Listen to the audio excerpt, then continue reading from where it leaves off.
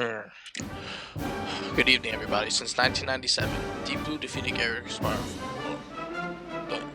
The world has believed that the machine is the final authority in chess. It's the final. For decades, engineers used massive databases for open theory to suffocate human creativity. They do not outcalculate us, they outmemorize. But today, we change the script. So, this is obviously Chess960, also known as Fischer Random. Fetching chess and no opening bush. No theories. No theory to hide behind. When pieces are randomized, the engine database is forced to do what I do, calculate from zero. In this game, when you're playing against Stockfish level 7 elite level AI, I'm going to show you my biological algorithm.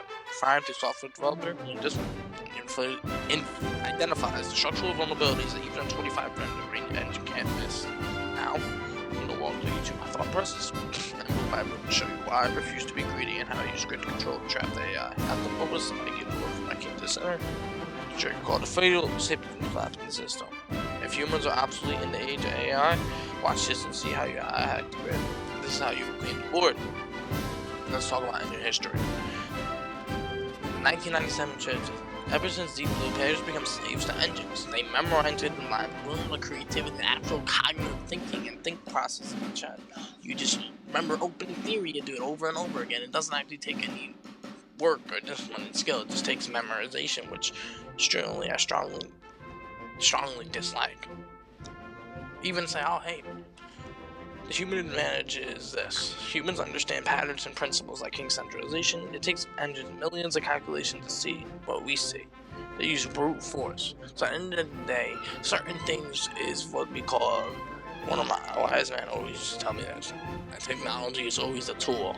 Human intuition, human understanding, and understanding how to manipulate what the AI uses against itself is the way you always are able to outthink, because you know what it's using. So you're able to put variables that are set in a certain parameter to make the parameter not seem odd or off.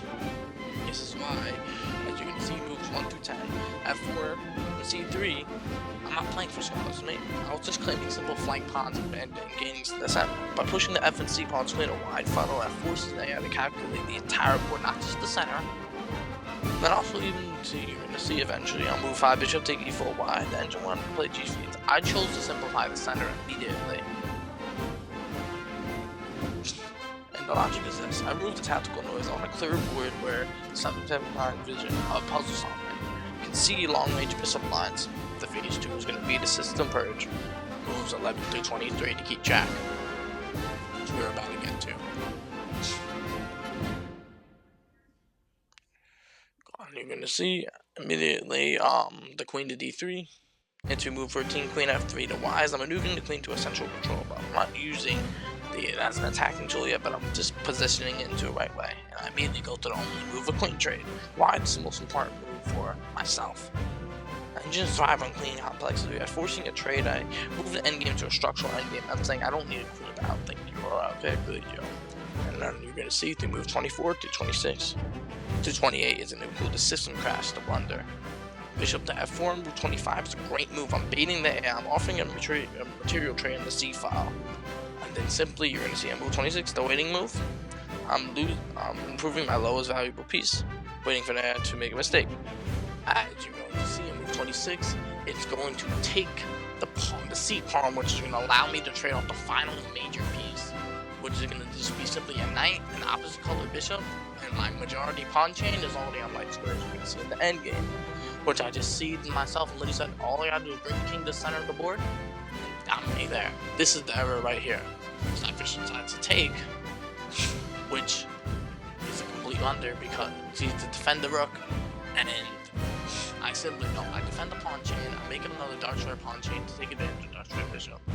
Stockfish counteracts, trying to put pressure on the pawn chain. I do the waiting move, developing my knight. Now, as you're gonna see, I'm thinking about what I think about sometimes, and it makes a complete mistake, allowing me to liquefy the position to a minor piece endgame, which is a tempo on the bishop, tempo on the rook. The rook is forced to trade itself unless it's going to want to lose another minor piece, and then hang out the pawn, the other ABCD, yeah, those are F pawn. So you can 7th rank. So then now I just simply do my planet king centralization, as you're going to see. Now this is the commander's charge. Move 29. King Centralization and the No Greed Protocol. You're going to see in move 29, King E2, move 30, King D3, and move 31, King C4. I'm ordering the king to the center to gain direct flank opposition and use the pawn and the knight and 2 pawns on the king as a complete opposition in Zugzwang structure, like maneuver a defensive fortress. So I take the hanging pawn, gaining direct opposition on the king, defending both pawns, and I'm waiting for the right time to invade with my knight. And move 35, you're going to see the knight e5 check, the final simplification. I trade the knight for the bishop. I never need to be greedy. I'm going to use the king pawn endgame and use direct opposition in Zugzwang and closing up this pawn chain to absolutely eliminate this engine. Now you're going to see the clinical finish. Moves 41 to 54. Move 49 is going to be queen. Move 52 is going to be e8 goose queen. I do a dual promotion. I move 0-0 mate bugs. I overwhelm the AI's final defense square. And I just do a ladder mate system offline, as you see. So I hope you enjoy this game.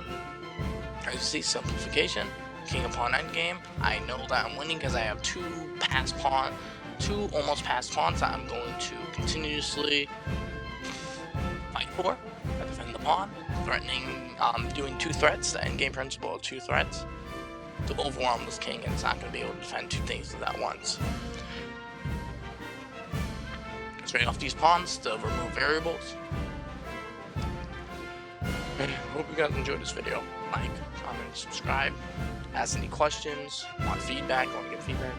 Open to it all. Thank you, gentlemen. King Centralization and principles in opposition. Endgame technique out.